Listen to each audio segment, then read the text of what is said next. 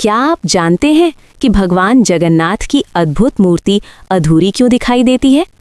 इसके पीछे एक बहुत ही रहस्यमयी और चमत्कारी कथा है। बहुत समय पहले मालवा के महान और धर्मप्रिय राजा इंद्रद्युम्न भगवान विष्णु के बहुत बड़े भक्त थे। उनके मन में हमेशा एक ही इच्छा रहती थी कि वे भगवान विष्णु के ऐसे अद्भुत रूप की पूजा करें जिसे पूरी दुनिया देख सके। एक दिन राजा को पता चला कि समुद्र के पास नील पर्वत पर भगवान विष्णु नील माधव के रूप में विराजमान हैं। राजा ने तुरंत अपने मंत्री विद्यापति को उनकी खोज के लिए भेजा। विद्यापति ने पूरे जंगल में खोजा। बहुत खोजने के बाद वो इस स्थान पहुंचे जहां नील माधव की पूजा होती थी।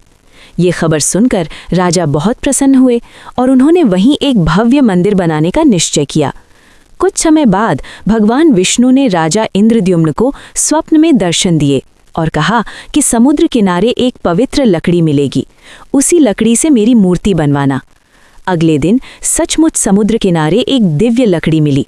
तभी एक वृद्ध बढ़ई वहां आए। वे वास्तव में भगवान विश्वकर्मा थे, लेकिन किसी को ये बात पता नहीं थी।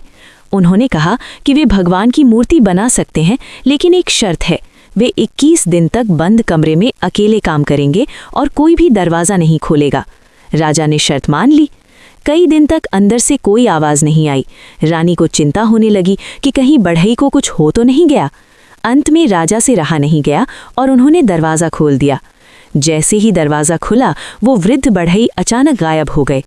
मूर्तियां तैयार थीं, लेकिन उनके हाथ पैर पूरी तरह नहीं बने थे।